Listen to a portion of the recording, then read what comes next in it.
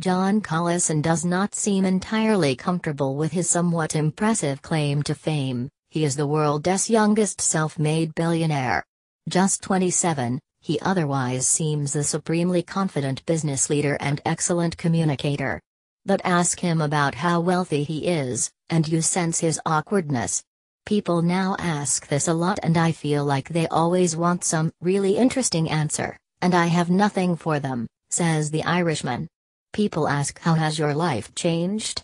And they want me to have taken up some elaborate new hobby, like Fabergé egg collecting or yacht racing. Instead he says he likes going for a run in his spare time, describing it as a very practical, low-maintenance hobby. John is the co-founder of a US-based software business that most people will never have heard of, called Stripe. He set up and now runs the San Francisco-based company with his older brother Patrick, 29, who is the world's third youngest self-made billionaire.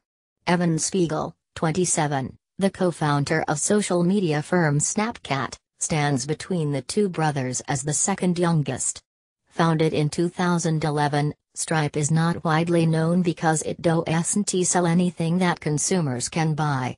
Instead, its software systems enable companies around the world to accept more easily online payments and to run their websites.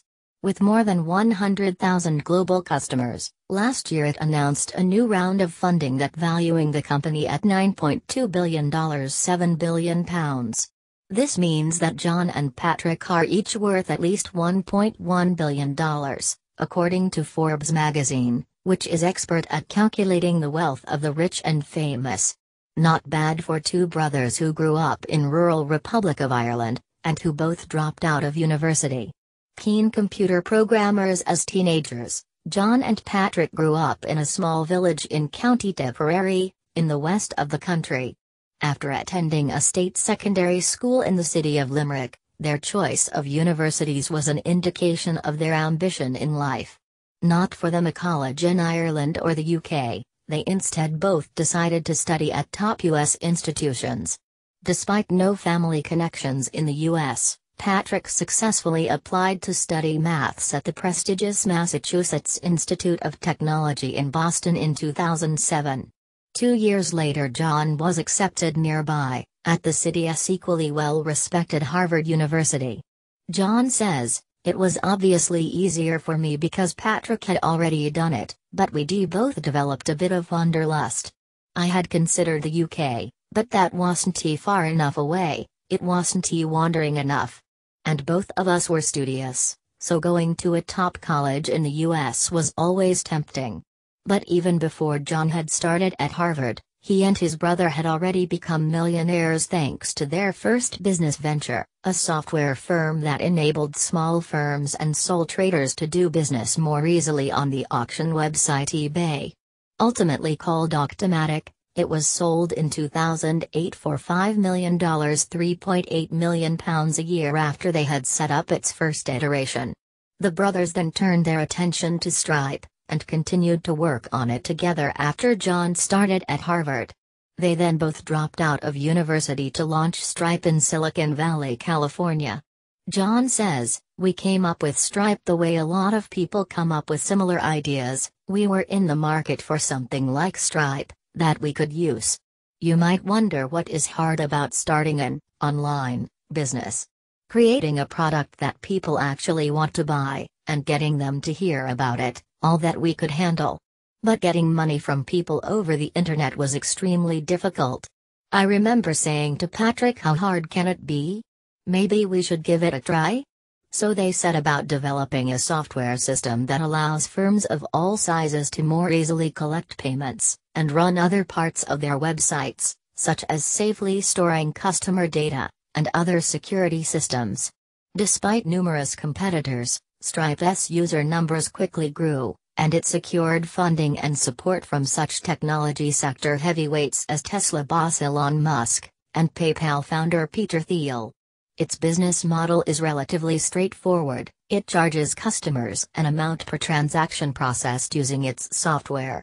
In the UK this is 1.4% of the value of the transaction plus 20p.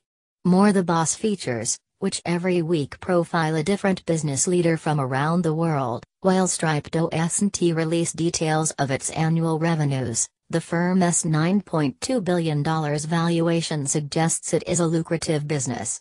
And when it comes to further growth potential, John is supremely confident. Only 5% of consumer spending globally currently happens online, and we want to help increase that. We are indexed to the growth of the internet economy. As long as the internet economy continues to grow, Stripe will continue to grow. I don't know about you, but I think that is a very safe thing to bet on. Today Stripe has 750 employees, including 500 in San Francisco, and 150 overseas, including a European office in Dublin. Technology journalist Martin Veitch, contributing editor to tech website IDG Connect, says it isn't surprising that Stripe is receiving so much attention, but he cautions that it remains a young business. Any company that has the potential to be a de facto standard in web business operations will generate almost cult-like interest, and that is what the brothers have done in online and mobile payments, he says. But this is a competitive space. Stripe's valuation might make some of us weep with envy, but these remain very early days. On a day-to-day basis, John, who has the title of president, says that he spends more time dealing with external matters, such as sales deals and partnerships, while Patrick focuses most on internal matters, such as engineering. In the spare time they share an apartment in San Francisco that must be some bachelor pad. Just don't ask them what it is like to be a billionaire. Mostly the billionaire thing, is just a calculator exercise, says John. The valuation is predicated on us continuing to execute and launch very compelling products in a highly competitive space, so good signs, but still a lot to do.